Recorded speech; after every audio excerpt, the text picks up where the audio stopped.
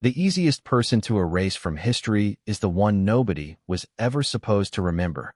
That sentence echoed inside my head before I even opened my eyes. For one strange second, I thought I was still dreaming.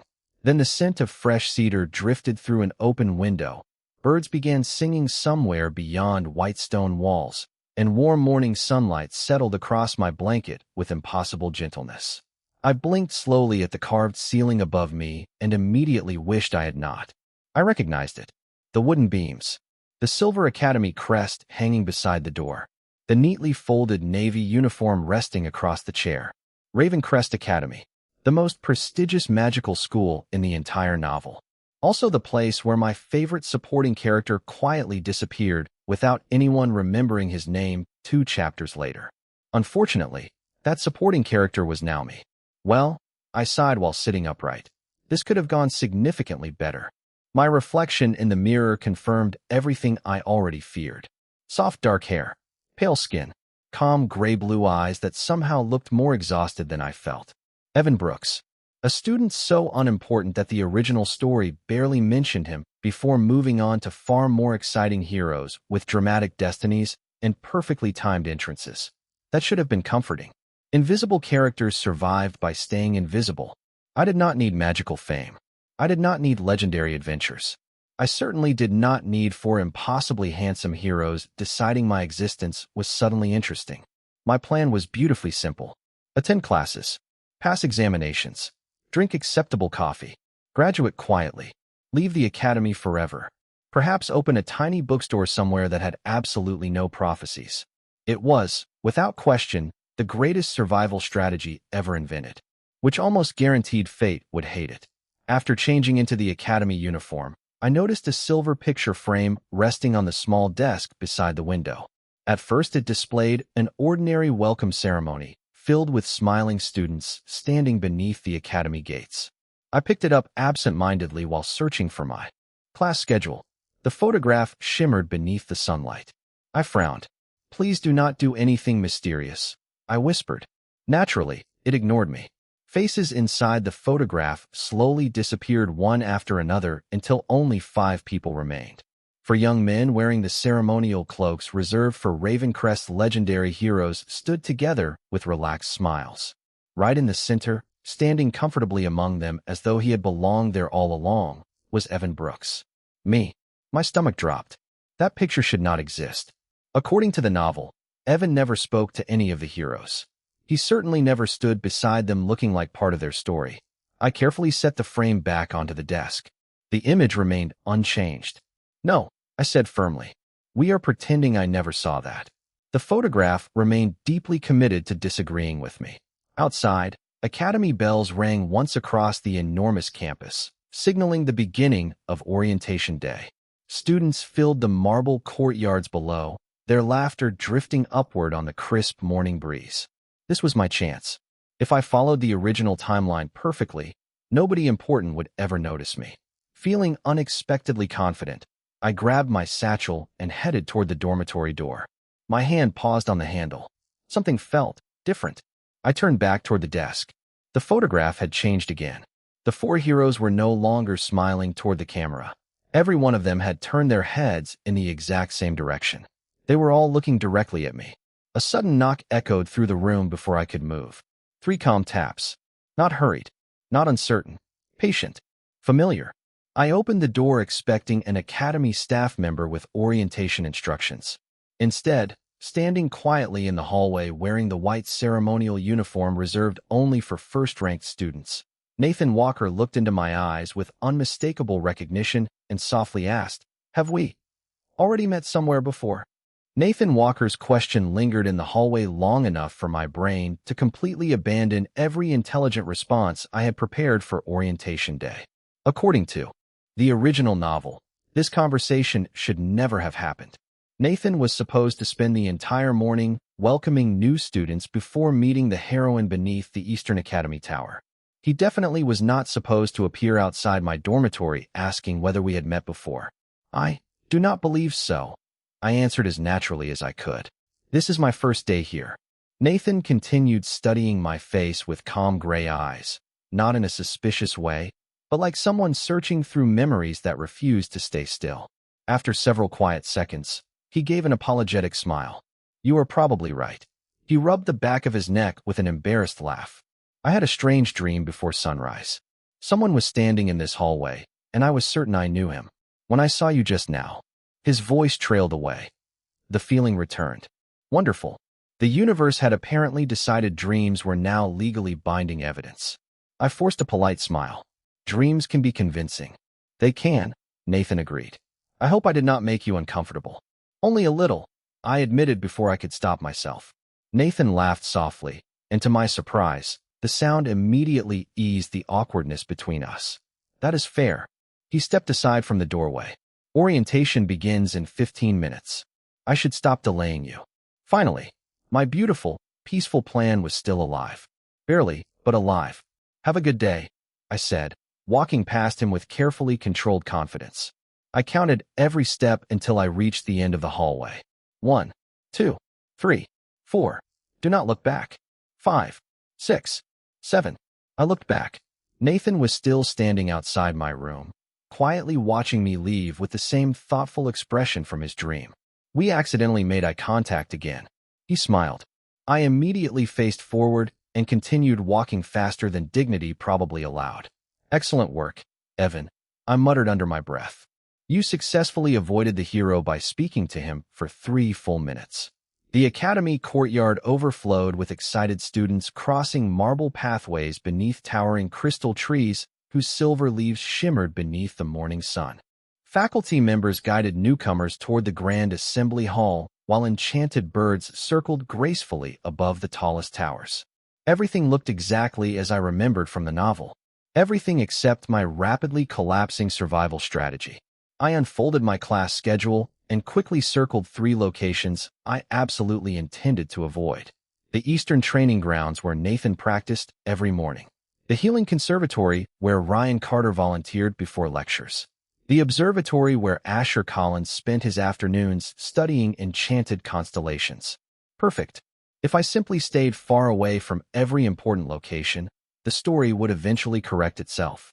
Feeling strangely optimistic again, I deliberately chose the longest path toward the assembly hall, weaving through quiet gardens instead of crowded courtyards. The peaceful route worked beautifully for almost 5 minutes. Then I rounded a hedge and nearly collided with another student carrying an enormous stack of medical books. We both stepped sideways at exactly the same moment. Then again. Sorry, we said together. The young man lowered the books just enough for warm amber eyes to meet mine. Ryan Carter blinked once, completely froze, and whispered almost to himself, "It is you." Before I could ask what he meant, a sudden gust of wind swept across the garden, scattering glowing crystal leaves through the air, and somewhere far above Ravencrest Academy, a single silver feather drifted silently down from an empty sky. The silver feather drifted through the morning air so slowly that nobody else seemed to notice it. Students continued chatting across the garden paths. Professors called newcomers toward the assembly hall, and somewhere nearby an enchanted bell chimed cheerfully as though the world remained perfectly ordinary. Only Ryan Carter and I stood completely still beneath the crystal trees. He stared at me with warm amber eyes filled not with surprise, but with recognition. That single difference unsettled me far more than anything else had since arriving at Ravencrest Academy. "It is you," Ryan repeated quietly, almost as though he were convincing himself instead of speaking to me. I looked over my shoulder just to confirm there was nobody standing behind me. There was not. "I am afraid it is," I admitted with an awkward smile. "Although I feel like I should apologize for disappointing whatever expectation you had." Ryan blinked, then laughed softly. The tension between us eased immediately.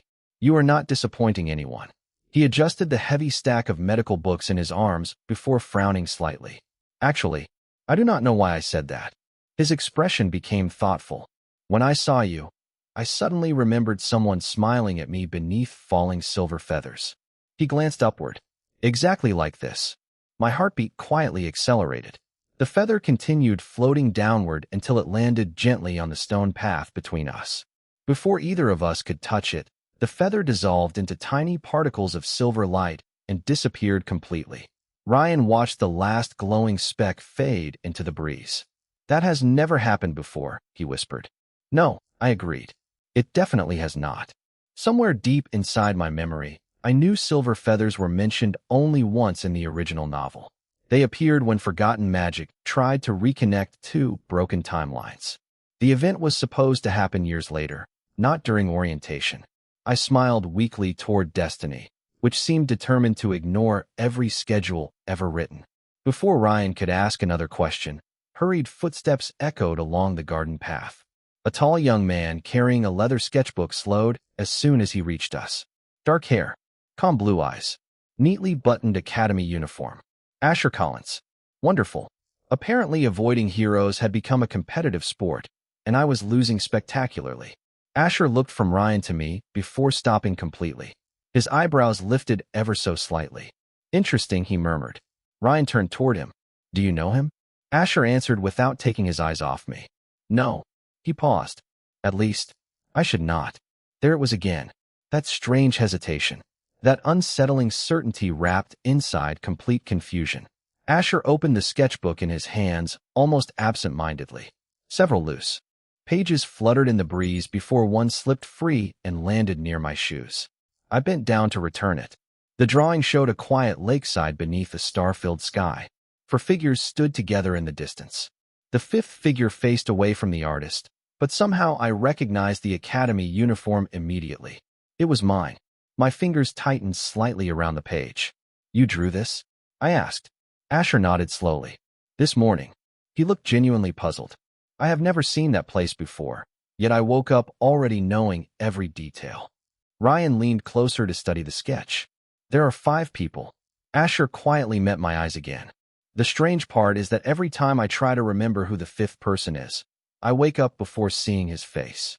A cool breeze stirred the crystal leaves overhead once more. Across the academy grounds, the grand orientation ceremony finally began as applause echoed from the central courtyard. None of us moved toward it. For reasons none of us could explain, standing together in the quiet garden suddenly felt far more important than following the story everyone else believed they were living. Applause rolled across the central courtyard like distant thunder, but none of us moved toward the ceremony. The cheerful voices echoing through Ravencrest Academy felt strangely far away, as though the garden had quietly slipped into a different world where only the 4 of us existed. I carefully handed Asher's sketchbook page back to him, pretending my pulse had not doubled during the last 2 minutes. That is a beautiful drawing, I said, even if it comes with an alarming number of unanswered questions. Asher accepted the page with a grateful smile. I was hoping someone would say the first part instead of the second. Ryan laughed softly. Unfortunately, the second part is becoming difficult to ignore. I could not have agreed more. Nathan dreamed about me. Ryan recognized me beneath silver feathers. Asher somehow drew me without ever seeing my face. If one more hero appeared before lunch, I was officially filing a complaint against destiny. The thought had barely crossed my mind when a clear voice drifted through the crystal. Trees behind us. So this is where everyone disappeared. I slowly closed my eyes. Of course, because apparently the universe enjoyed excellent comedic timing. We turned together as another young man approached along the stone pathway carrying several weathered books beneath one arm. Liam Hayes walked with the relaxed confidence of someone completely comfortable inside the academy's oldest halls. His silver-gray eyes swept across Ryan and Asher before settling on me. He stopped walking immediately. Every trace of casual confidence quietly vanished from his expression. Interesting, he murmured almost to himself. You look exactly the same. My eyes widened. Exactly the same as what? Liam frowned, genuinely confused by his own words. I do not know. He looked down at the books in his arms as though expecting them to explain everything. That sentence made perfect sense a second ago. Ryan exchanged a quick glance with Asher. Neither of them laughed. They had already experienced the same impossible certainty themselves. I folded my arms and looked up toward the peaceful blue sky. I would just like everyone to know that I had absolutely nothing to do with whatever magical identity crisis is happening today. That finally earned a smile from all 3 of them. Even Liam laughed quietly before shaking his head. Somehow I believe you. The comfortable moment lasted only a few seconds before a low vibration spread beneath our feet. It was so gentle that most students probably mistook it for distant thunder. I recognized it immediately. Magic. Ancient magic. Every crystal leaf hanging above the garden shimmered with pale, silver light. The air filled with the familiar scent of old parchment and cedar, exactly like the strange photograph inside my dormitory.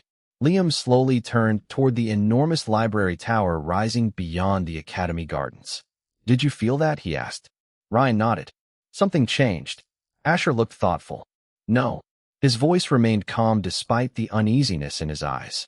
Something woke up. My stomach tightened. Deep beneath Ravencrest Academy rested a forgotten archive that should have remained sealed until much later in the original story. Whatever had just awakened was years ahead of schedule. Students nearby continued walking as though nothing unusual had happened. Professors greeted new arrivals. The orientation ceremony carried on without interruption. Somehow only the four of us seemed aware that the atmosphere itself had shifted. Before anyone could speak again, a tiny silver butterfly drifted out from between the crystal trees. It circled us once before gliding silently toward the distant library tower. Then another appeared, and another. Within moments, dozens of glowing butterflies floated through the gardens, all moving in the exact same direction. Liam watched them disappear into the distance before quietly saying the words none of us wanted to hear. "I think they are leading us somewhere." The glowing butterflies floated through the academy gardens with quiet determination, never rushing, never hesitating, as though they had already traveled this path countless times before. Every instinct told me not to follow them. Every survival plan I had carefully created that morning practically screamed at me to turn around, attend orientation like a perfectly ordinary student, and pretend none of this had ever happened. Unfortunately, curiosity has always been remarkably persuasive. "This feels like the beginning of a terrible decision," I admitted while watching another butterfly drift toward the distant library tower. Ryan smiled warmly. "You keep saying things like that because terrible decisions keep introducing themselves." Liam adjusted the old books beneath his arm and quietly nodded toward the butterflies. "Whether we follow them or not, something has already changed." Asher looked up at the bright afternoon sky where the last silver feather had vanished only minutes earlier. "I think whatever is calling us expected all four of us to arrive together." I sighed. That sentence somehow made me less comfortable instead of more. None of them argued.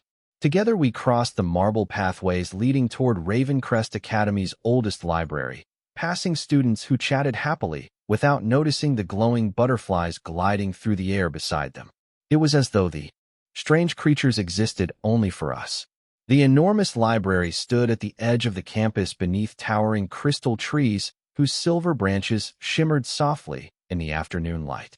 Ancient stone steps led toward towering wooden doors carved with unfamiliar runes. According to the novel, these doors remained magically sealed until the middle of the second year. Today they were already standing slightly open. "That is not encouraging," I whispered. Nathan's voice echoed from behind us before anyone could answer. "I had a feeling I would find you here." I turned so quickly, I nearly lost my balance on the marble steps. Nathan climbed the staircase with calm confidence, though his thoughtful expression suggested he had followed something far stronger than simple curiosity. His gray eyes briefly met mine before lifting toward the half-open doors. "I tried attending orientation," he admitted with an embarrassed smile. "For some reason, I could not stop thinking that I was supposed to come here instead." Ryan quietly laughed. "You too." Nathan looked around at the rest of us and slowly nodded. "Please tell me I am not the only one having dreams that make no sense anymore." "You are definitely not the only one," Liam answered. A comfortable silence settled over the five of us, strange only because it felt so natural. According to the original story, these heroes barely knew each other this early in the semester. Yet here they all stood beside me without questioning why they had gathered. Fate was no longer bending. It had already chosen a different direction. A gentle vibration spread through the ancient stone beneath our feet. The glowing butterflies circled the library entrance once before disappearing through the narrow opening between the doors.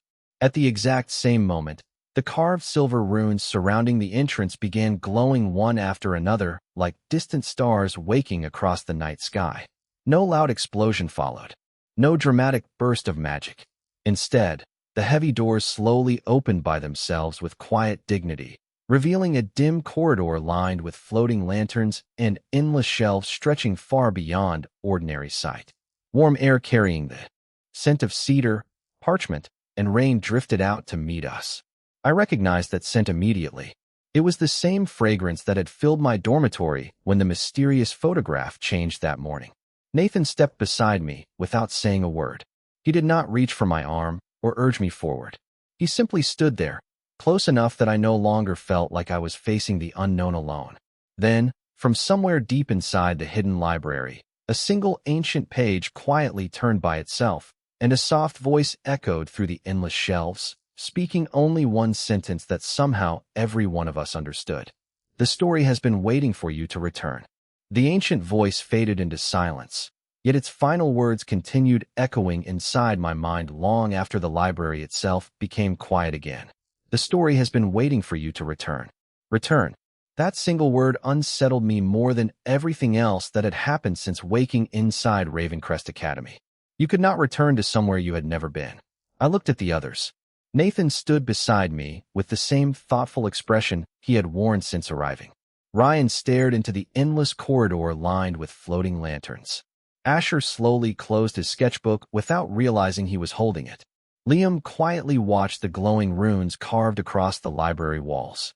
None of them spoke.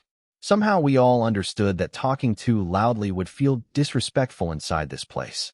Did everyone hear that? I asked at last. Ryan nodded immediately. Every word. Liam frowned slightly. The strange part is that I cannot remember the voice itself anymore. Asher looked genuinely confused. I remember what it said, but not how it sounded. Nathan glanced toward me. You remember both.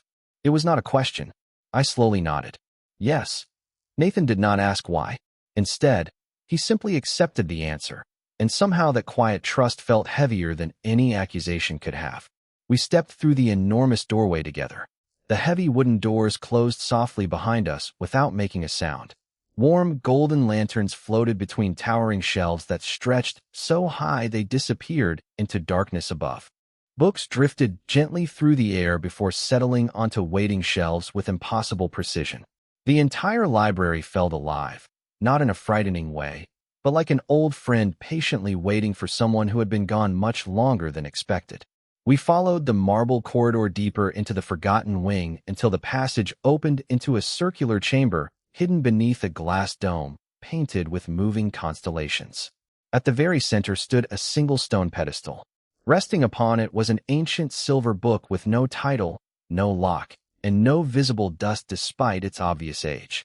The moment I stepped across the threshold, every floating lantern stopped moving. Every drifting page froze in midair. A gentle breeze circled the room, although there were no windows.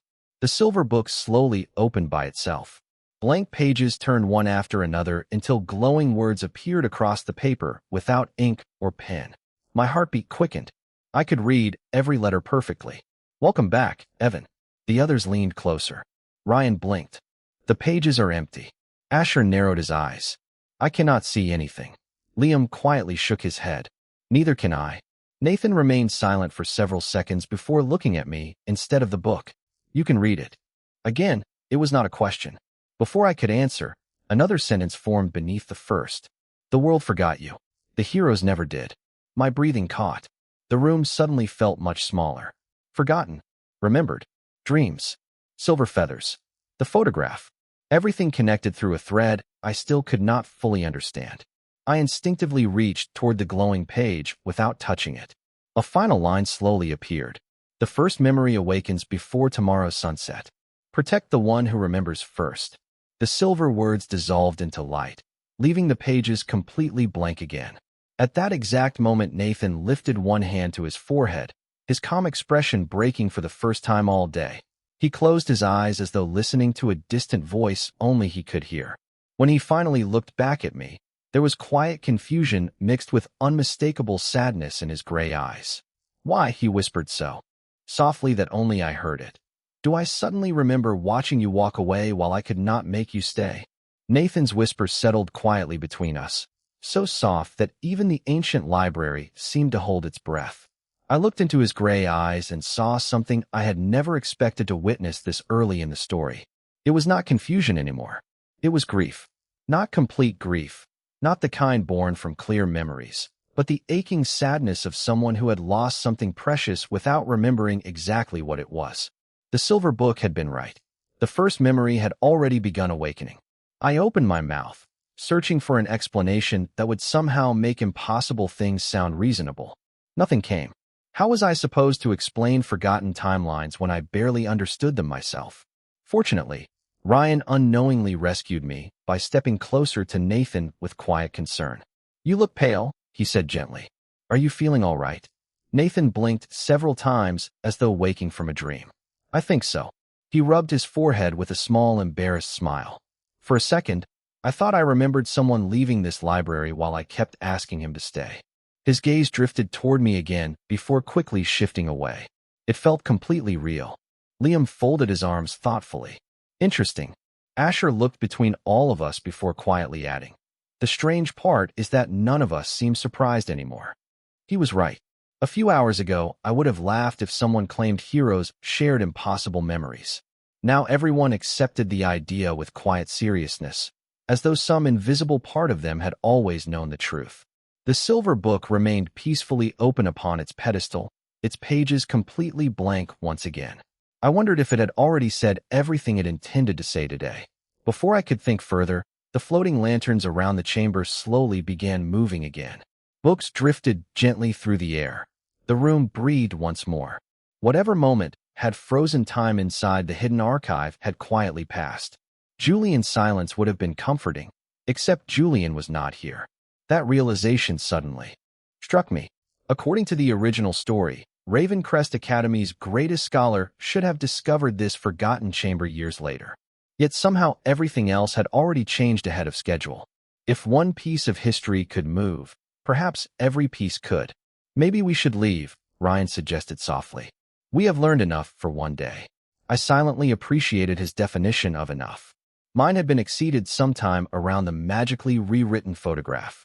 Together we turned toward the corridor leading back to the main library. Nathan naturally fell into step beside me without either of us planning it. Neither of us spoke. Somehow the silence no longer felt uncomfortable. It felt familiar, and that frightened me more than any ancient prophecy. Halfway down the marble hallway, Nathan suddenly slowed. "Evan," he said quietly. I stopped beside him. The others continued several steps ahead before realizing we were no longer following. Nathan hesitated, choosing his words with unusual care. "This may sound strange." I smiled weakly. After today, strange has become surprisingly ordinary. A faint laugh escaped him before his expression turned serious again. "When I remembered you walking away." He paused. "I also remembered promising myself that if I ever found you again, I would never let you disappear without knowing how important you were." My heartbeat became painfully loud inside the quiet corridor. Before I could answer, a bright silver glow suddenly swept across the library ceiling. Every floating lantern dimmed at the same time. Somewhere far above us, beyond layers of stone and marble, Ravencrest Academy's evening bell rang exactly once. The silver book, still resting alone in the hidden chamber behind us, quietly turned another page without anyone touching it, and across the blank paper, 5 new words slowly appeared in brilliant light. "The others will remember tomorrow." The 5 glowing words echoed through my thoughts long after we stepped out of the hidden archive. The others will remember tomorrow. I did not need the ancient book to explain who the others were. Ryan, Asher, Liam. Nathan had already crossed the invisible line between vague dreams and genuine memories. Tomorrow the remaining pieces would begin falling into place, and I had no idea whether that would save this world or shatter it completely. Evening settled gently over Ravencrest Academy as we crossed the marble courtyard together. Warm lanterns flickered beneath crystal trees while students laughed on their way back to the dormitories, completely unaware that reality itself had quietly shifted beneath their feet. I watched them with unexpected envy. They worried about assignments, roommates, and tomorrow's classes. I worried about rewritten timelines and magical books that apparently knew my schedule better than I did. "You have that look again," Ryan said with a small smile. "Which look?" "The one that says you are carrying a conversation entirely inside your own head." I sighed dramatically. My head has become a very crowded place today. Asher laughed softly. "You hide your worries with jokes." "I try." Does it work? I thought about that for a moment. Occasionally, Liam looked toward the fading sunset. Not today. Somehow that simple observation felt kinder than any reassurance could have.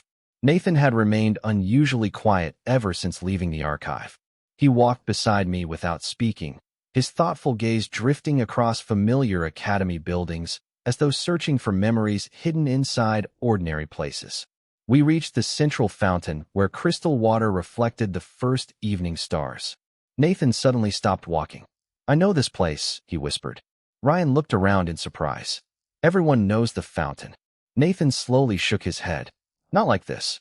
He rested one hand lightly against the smooth marble edge. "I remember standing here after graduation. My heartbeat quickened. Graduation had not happened yet. Someone handed me a book." His voice grew quieter with every sentence. I kept asking him not to leave. The water rippled gently, although there was no wind. Nathan closed his eyes. He smiled anyway. A long silence followed. Then he looked directly at me. Every time I try to remember his face, he hesitated, his expression filled with quiet frustration. "I see yours." Instead, nobody laughed. Nobody questioned him. Ryan lowered his eyes toward the fountain, while Asher unconsciously tightened his grip on his sketchbook. Liam quietly exhaled as though another invisible piece of the puzzle had settled into place. I wanted to deny everything. I wanted to insist this was all coincidence, that dreams were only dreams, that none of it meant anything. Instead, I found myself asking the question that had been quietly growing inside me all day. If those memories become real, would you want to keep them? Ryan answered first. If they belong to someone important, yes. Asher nodded. Even painful memories deserve the truth. Liam smiled faintly. Forgetting someone important feels far worse than remembering them. Nathan met my eyes with calm certainty. If those memories lead me back to someone I was never meant to lose, then I would never wish to forget them again.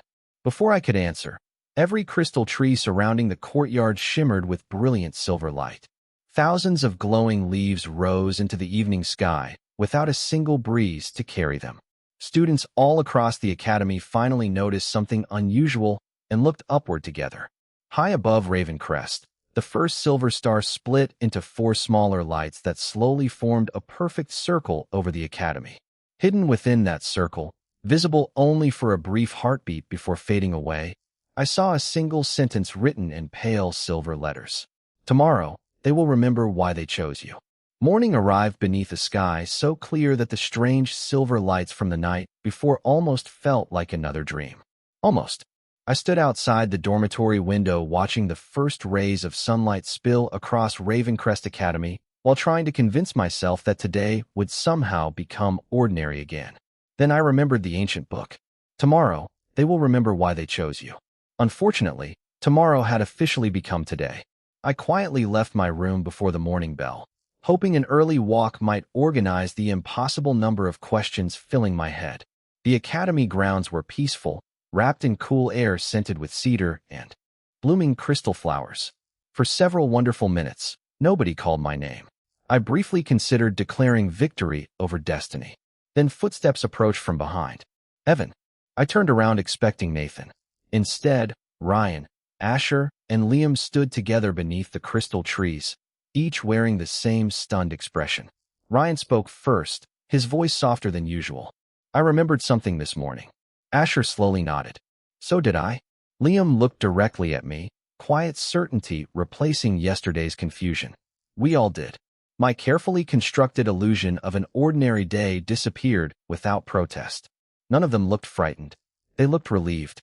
Ryan smiled gently, though his eyes carried unmistakable emotion. "I remembered treating your injured hand after the Academy Festival." He looked down at his own hands in disbelief. "The strange part is that festival never happened." Asher opened his sketchbook with slightly trembling fingers. Every blank page had changed overnight. Beautiful landscapes, quiet conversations, shared sunsets, and peaceful moments filled the entire book. In every drawing, the same 5 people appeared together. This time the 5th face was no longer hidden. It was mine. Liam slowly removed a folded letter from inside one of his old books. The paper looked ancient, yet the ink remained perfectly clear. He unfolded it carefully before handing it to me. There was only one sentence written across the page in elegant silver handwriting. Thank you for finding us every time the story forgot. I stared at the words until they became impossible to ignore. Before I could respond, familiar footsteps echoed across the marble path. Nathan joined us, carrying the same calm expression that had somehow become comforting despite everything surrounding us. He looked at Ryan, Asher, and Liam only briefly before smiling with quiet understanding. You remembered too. None of them asked how he knew. They simply nodded. Nathan stepped closer until he stood beside me beneath the morning light. I remember enough now, he said gently. Not everything, just the part that matters most. I swallowed carefully. Which part? His gray eyes never left. Mine. Every timeline ended differently. He paused, but every one of them began the same way. A peaceful silence settled over the garden. Nathan smiled with unmistakable warmth. We found you. Something inside me finally relaxed. I had spent the entire story trying to escape people who were never supposed to notice me. Yet the memories returning to them revealed a truth far kinder than the original novel had ever imagined. They had not found me because destiny forced them to. They had searched because, somewhere beyond forgotten timelines and rewritten histories, they had already chosen me long before this story began. At that exact moment, warm sunlight spread across the academy courtyard, and high above Raven Crest, the last silver star quietly dissolved into the morning sky. Across the campus, nobody noticed anything unusual. Classes resumed. Students laughed. Life continued. The ancient prophecy had disappeared without ceremony. Far away inside the hidden library, the silver book gently closed by itself for the final time. Across its cover, one last sentence shimmered before fading forever. This story belongs to them now.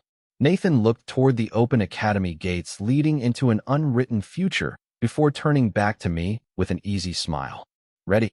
For the first time since waking inside this impossible world, I answered without fear. Yes. Together we stepped forward, leaving the original story behind and walking toward a future that no author, no prophecy, and no forgotten timeline would ever write for us again.